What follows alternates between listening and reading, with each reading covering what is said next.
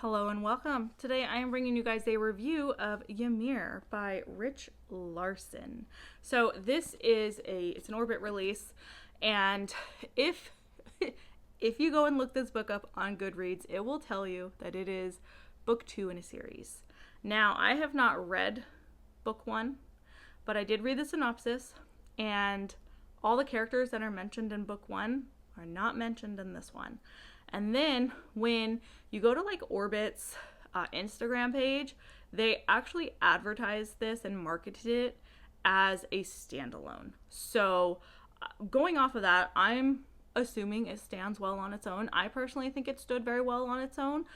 Like I said, I didn't read the first one, so I don't know anything about the first one. I don't know the intricacies of the world in that one. I'm honestly kind of thinking that maybe it's one of those, it's all taking place in the same space sphere kind of thing, and maybe there's like some kind of overarching piece that connects them.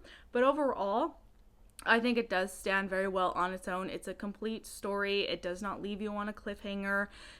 You get the entire thing in one go. Now, the story is about Yorick, who gets woken up out of torpor sleep and is sent down to his home planet of Ymir because they're having issues with a Grendel. Because I forgot to mention that this is supposedly a Beowulf retelling. Now, I like the story of Beowulf, but it's been a couple of years since the last time I read it, so I didn't really see the Beowulf inspiration. But I feel that if I was to maybe read it like now or something, maybe I'd be like, oh, I see. But I don't know. But I feel because I wasn't able to like instantly see it, I don't really think it's going to affect anyone's reading when diving into this. The only thing that's really like stand out is Grendel. the name Grendel, the creature Grendel. That's pretty much like the biggest standout point that I make the connection with Beowulf. But like I said, it's been a couple of years since I read it, so I don't really know. I couldn't make those intricate connections. So anyways, Yorick is sent back to his home planet because they are having issues with this Grendel, and he kills Grendels. It's what he does. And from there, he ends up meeting up with his brother, who he hasn't seen in a very long time because they got beef. And if there's one thing I love, is it's a story between siblings who got beef, okay? Now, one of the biggest things that stood out to me that made this really enjoyable for me is the tone of the story. This is definitely not going to be a book that works for everybody because it has a very depressing, melancholy, just sad kind of tone to it. It's very heavy. Like you feel the weight of everything that's going on in this world. Like you feel the weight of just how horrendous this world is because of the company, which is like this overarching entity that kind of controls everything. And you know, people are living in squalor. They have no money. When they're caught doing something that the company thinks is against company regulations, you know, they get thrown in jail, or because this is a very sci-fi world, they get disembodied and thrown into like a vat of water where their brain essentially lives. And that's punishment. They get dismembered. Torpor is a type of dead state that a lot of people tend to live in. So it's just this very dark, dreary world. It's very grim. There's nothing happy in this. And then you put on top of it the strained relationship between Yorick and his brother, and it's just from start to finish very depressing. So don't go into this thinking you're going to get like this happy, lucky, like sci-fi story. You're getting a very grim, dark, sad kind of tale. And I personally think it worked wonderfully for it. One of the things that I really, really loved about this one, and this is another thing that I think is going to probably prevent a lot of people from liking it, is it very heavily relies on description.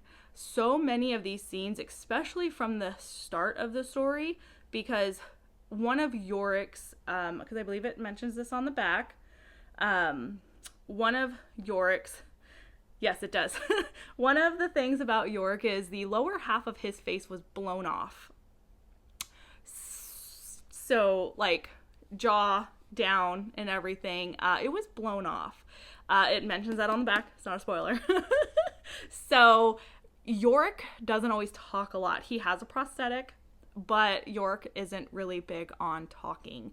And when he wakes up from torpor, like, he can't because he doesn't have that prosthetic. So, the story very heavily relies on the descriptive nature of walking you through everything and taking you, like, following Yorick as he goes from, you know, this building to this building to this incident with this incident.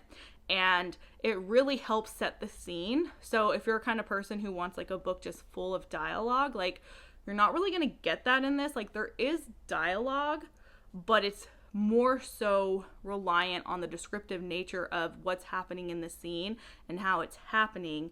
And it's just because Yorick, our main character, isn't really big on communicating because it is a difficult task for him.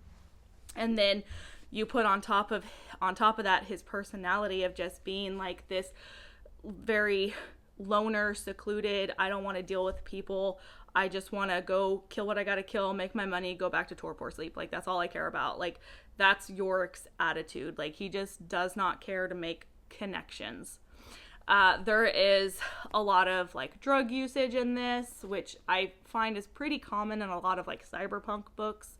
They have, and especially when, like, the world is pretty grim and dark. So that might be an issue for some people. I know in real life I don't deal with drugs and everything, but in cyberpunk books, I'm like, it's part of the setting. I enjoy it, I guess. It adds another element to the story, I guess you could say. There are other characters aside from Yorick. You have, like, a nice cast of people. It's not too many, but it's not too little. But like, the story really does focus on Yorick, and then when his brother comes into play, like, it helps focus on Yorick and his brother. The whole entire plot of the story is really interesting because it goes from one, like, idea to this bigger idea, and Yorick gets wrapped up in it, and you end up seeing how he handles it. And let's just say he doesn't make the greatest choices. Like, Yorick, he's, like I said, he's a very selfish kind of character, and it works in his nature for, like, who he is. But that doesn't mean he won't, like, stop and try and, like, rethink some of the things he's done. We also get flashbacks into, like, his past with, like, growing up, and a lot of the way he is, you can see how that was molded by how he was raised. So he is very much a product of his upbringing and everything like that. So you end up really understanding Yorick as a person, which I think is really great since the story really does pretty much revolve around him. Back on the whole description part, because I wanted to say this earlier, but I kind of forgot. There is, because it reminded me very much of this, there's a manga called Blame, Blame. Yes, that's how they pronounce it. I know. That manga is told mostly through imagery. When you read it, there is dialogue in it, like, closer towards the end of it, but for the most part, it's told mostly through imagery. And that is what this very, like, reminiscently had, like, reminded me of, because so much of the story relies on descriptive paragraphs, walking you through the scenes and setting the tone and really building the atmosphere around what's going on without having so much dialogue kind of, like, explain it to you. And since I'm a visual reader, that worked perfectly for me because I was able to visualize these scenes playing out. So if you can't really visualize what you're reading, you might struggle a little bit with that, but I still say, like, I mean, at least give it a shot. If you don't like it, just DNF it, you know? Now, for the ending, I actually really loved the ending. I did see a couple of reviews where people were not satisfied with the ending, but in all reality, the ending is realistic. It's very, very realistic, and it is, in my opinion, the perfect ending that fits the overall tone of the story and the tone of the characters and how the characters have interacted with each other up to this point. I love the fact that it, like I said, there's no happiness in this book. So the ending is not like this big, happy, tied up with the bow kind of thing. But it is, like I said, extremely realistic. And I really loved it because I was worried for a minute there that it was going to wrap up with this pretty little bow and everything was going to be a-okay. And then when it didn't, I was like, oh, thank you so much. Like, I really, really appreciate the very heavy, melancholy tone that the end of this story has, because it fits it overall and it just makes the most logical sense in terms of the storytelling. So, as for Yorick, I actually really enjoyed his character. A lot of people say he's a very unlikable character, and I can definitely see that because, like I said, he's selfish. He doesn't really care about other people. He just wants to get the job done. But like I said, he's a product of his upbringing, and so the personality makes sense. But if you don't really like following unlikable characters, then you're probably not going to enjoy this. It does get a little gross at times, especially with his, lower half of his face. There's a couple of scenes that are like, they do get a little gross. There is obviously like lots of violence and everything. But overall, I gave it 4 stars because it wasn't like 100% like blew me away, because it did take me a week to get through, but I do attribute a lot of that to just my personal headspace. But it was the only book at the time that I could actually sit down and read without like wanting to just throw the book in a dumpster bin. Like, so it's interesting. I took a chance on it. I picked it up at Half Price Books for $1. And I am actually like really thrilled with how much I liked it. Now it does up here say it's a sci-fi thriller. I don't read thrillers, so I don't actually know how true it is to the thriller aspect, but the sci-fi aspect, definitely.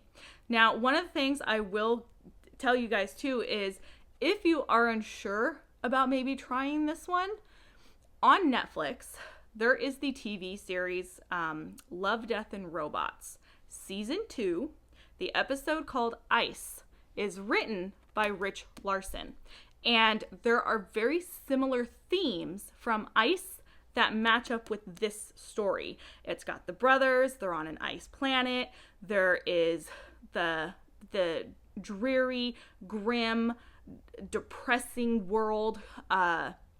There is like the brothers have like they're not like buddy. There's strife between the brothers. So if you want to kind of like give yourself a taste, if you haven't watched that, I recommend giving it a watch. See how you like the episode. Remember, it's called Ice, Season 2, Love, Death, and Robots. And see how you vibe with it. Because if you vibe well with the short animated that he wrote, I think you would vibe pretty well with this one. Because like I said, the themes are pretty close in relation to each other.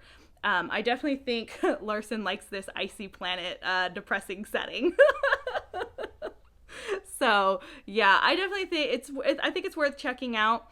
It's not going to be for everybody. I say if you're not enjoying it by like 25-30%, just like DNF it, like, because like I said, it's just going to kind of continue on with that very depressing vibe going forward, because the entire book is kind of like that. It's just very grim. So that is my review of Ymir. I personally loved it. If you guys have read it or even heard of it, I would love to hear what you guys have to say about it. If it doesn't sound like it's up your alley, go ahead and let me know that too, because that's the beauty of reading. It's not everything is meant for us. But yeah, so I hope you guys enjoyed this, and I will talk to you guys next time. Bye!